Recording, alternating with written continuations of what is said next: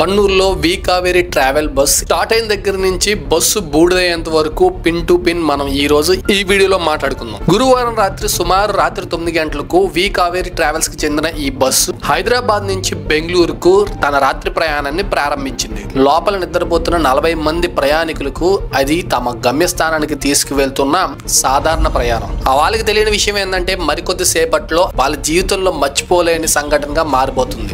Bus బయలుదేరుతుంది, బయట వాన కూడా కురుస్తుంది. ప్రశాంతమైన వాతావరణంలో అందరూ నిద్రలో జారుకున్నారు. కట్ చేస్తే అదే సమయంలో కన్నూరులో శివశంకర్ ఎర్రస్వామి అని చెప్పి 2 మిత్రులు అదే రోడ్డు మీద బైక్ మీద వెళ్తున్నారు. అయితే శివశంకర్ ఎవరైతే ఉన్నారో అతను ఎర్రస్వామి స్నేహితుడు. ఎర్రస్వామిని డోన్ లో దింపడానికి శివశంకర్ ఆ బండిని తీసుకుని వెళ్తుంటే వాళ్ళకి ఆ బండిలో పెట్రోల్ అయితే అయిపోయింది. పెట్రోల్ అయిపోతే పెట్రోల్ కట్టించుకుందాం అని చెప్పి దగ్గరలో ఉన్న ఒక పెట్రోల్ బంక్ దగ్గరికి అయితే వెళ్లారు. వాళ్ళు ఈ ప్రయాణంలో మందు కూడా తాగారు. కరెక్ట్ గా సమయం రాత్రి 2:24 అవుతుంది. అక్కడ బంక్ లో సీసీ కెమెరాలో ఈ శివశంకర్ ఎర్రస్వామి వచ్చిన సంఘటన అయితే రికార్డ్ అయింది.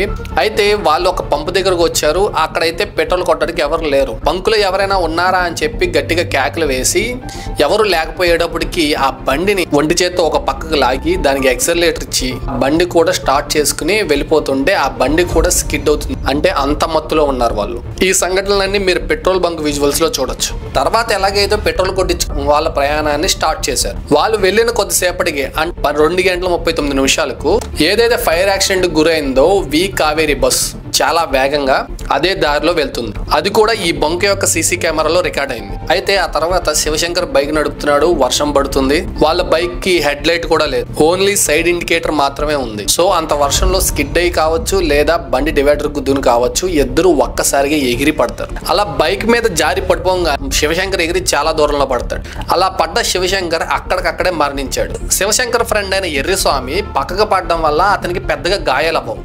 అప్పుడు ఆ ఎర్రస్వామి తన ఫ్రెండ్ శివశంకర్ దగ్గరికి వెళ్లి చూస్తే శివశంకర్ అప్పటికే చనిపోయి ఉండడం గమనిస్తాడు. ఇంకా అతన్ని రోడ్డు మీద నుంచి పక్కకు తీసుకువెళ్ళడానికి ఎంత ప్రయత్నించినా సరే కదపలేకపోతాడు. ఏం చేసేది లేక పక్కన నుంచి అలా చూస్తూ ఉంటాడు ఎర్రస్వామి. ఇంతలోకి ఆ బైక్ ఏదైతే ఉందో రోడ్డు మీద బైక్, ఆ బైక్ లాగడానికి కూడా ప్రయత్నిస్తాడు కానీ ఆ బైక్ ను కూడా రోడ్డు మీద తీయలేడు. అదే సమయంలో బ్లూ కలర్ బస్ ఆ బైక్ ని గుద్దుకుని వెళ్ళిపోతావా. ఆ తర్వాత కొద్దిసేపటి ఈ వి కావేరి బస్సు చాలా వేగంగా ఆ వర్షంలో దూసుకొస్తుంది. ఆ కింద పడి ఉన్న బండిని ఆ డ్రైవర్ గమనించకపోవడం వల్ల దాని పైనుంచి ఆ బండిని ఈడ్చుకుంటూ ఆ బస్సు వెళ్తుంది. అప్పుడు ఈ పల్సర్ బైక్ ఏదైతే ఉంచిన బస్సు 2 టైర్ల మధ్యన ఇరుక్కుపోతుంది. అలా ఇరుక్కుపోయిన బైక్ ని ఆ బస్సు 300 మీటర్ల దూరం వరకు ఈడ్చుకుంటూ వెళ్తుంది. అప్పుడు కొన్ని నిప్పురవ్వలు అయితే చెలరేగుతాయి. కొంచెం దూరం వెళ్ళిన తర్వాత ఆ డ్రైవర్ ఆ బస్సును ఆపడం అయితే జరుగుతుంది. అప్పటికే కొద్దిపాటి మంటలతో రేగుతున్న ఆ బైక్ ట్యాంక్ చిల్లుపడి దాంట్లోంచి పెట్రోల్ బయటకు వచ్చి ఒక్కసారిగా మంటలు చెలరేగడం జరుగుతుంది. ఆ డ్రైవర్ తో పాటు ఉన్న కో-డ్రైవర్ ఇద్దరు కూడా కిందకి దిగి చూస్తారు. కానీ ఈ లోపు అప్పటికే జరగాల్సిన నష్టం జరిగిపోతూ ఉంటుంది. బస్సు మొత్తం తగలబడిపోవడం ప్రారంభమవుతుంది. బయట ఏం జరుగుతుందో వాళ్ళకి ఏమి తెలియదు. వాళ్ళైతే ప్రశాంతమైన ఒక నిద్రలో ఉన్నారు. ఎలాగో బస్సుకు మంటలు అంటుకున్నాయి కదా, దాన్ని ఎలాగైనా ఆపాలని చెప్పి ఆ డ్రైవర్ కో-డ్రైవర్ ఇద్దరు కలిసి వాళ్ళ దగ్గర ఉన్న కొన్ని నీళ్ళతో ఆర్పడానికి అయితే ప్రయత్నిస్తారు. ఇంకా అది వాళ్ళ వల్ల కాక అప్పటికే మంటలు విపరీతంగా చెలరేగిపోతాయి. ఇంకా బస్సులో ఉన్న వాళ్ళందరికీ మెలకువ రావడం మొదలవుతుంది. ఆ డ్రైవర్ అక్కడి నుంచి భయంతో పారిపోతాడు. ఆ కో-డ్రైవర్ అక్కడే ఆ ప్రయాణికులకు సహాయం చేయడానికి ప్రయత్నిస్తాడు. ఈ లోపల ఉన్న వాళ్ళకి బయట ఏం జరుగుతుందో తెలిసిపోతుంది. ఇంకా కానీ వాళ్ళు ఏం చేయలేని పరిస్థితి. ఎలాగైతే ప్రాణాలతో బయటపడడానికి అయితే లోపల ఉన్న ప్యాసింజర్లు అందరూ ప్రయత్నిస్తుంటారు. అయితే ఎప్పుడైతే ఈ ఫైర్ యాక్సిడెంట్ జరిగిందో అప్పుడు అవి సెన్సార్ డోర్లు కాబట్టి అప్పటికే లాక్ అయిపోయి ఉంటాయి. వాళ్ళు ఎంత ప్రయత్నించినా సరే ఆ డోర్లు తెరవలేకపోతారు. ఆ బస్సు లోపలికి స్మోక్ విపరీతంగా పెరిగి కెమికల్ తో కూడిన పొగ అయితే ఏర్పడుతుంది. ఇంకా ఆ పొగ వల్ల అందులో కొంతమంది పెద్దవాళ్ళు అయితే స్పృహ కోల్పోయి అక్కడే పడిపోతారు. అలాగా దాదాపుగా 20 మంది వరకు ఆ బస్సు అద్దాన్ని పగలగొట్టుకుని బయటకు వచ్చి ప్రాణాలు కాపాడుకున్నారు. వాళ్ళ కళ్ళ ముందు బస్సు తగలబడిపోతున్నా సరే ఏమి చేయలేని నిస్సహాయ స్థితిలో వాళ్ళు ఉండిపోయారు.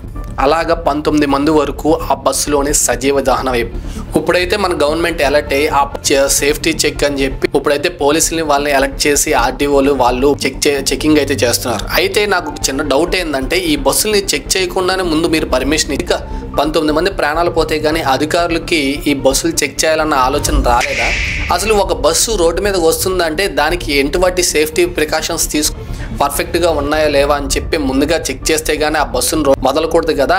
అటువంటివి ఏమి చెక్ చేయకుండానే ఈ బస్సును రోడ్డు మీద వదిలిపెట్టారా? ఇది అధికారుల యొక్క నిర్లక్ష్యం అని చెప్పాలా? ఇది అధికారులను పక్కన పెడితే అండ్ ఇంకొకటి బస్సు బయలుదేరే స్లీపర్ క్లాస్ కదా, ఇవి మొత్తం డోర్లన్నీ క్లోజ్ చేసి ఉంటాయి.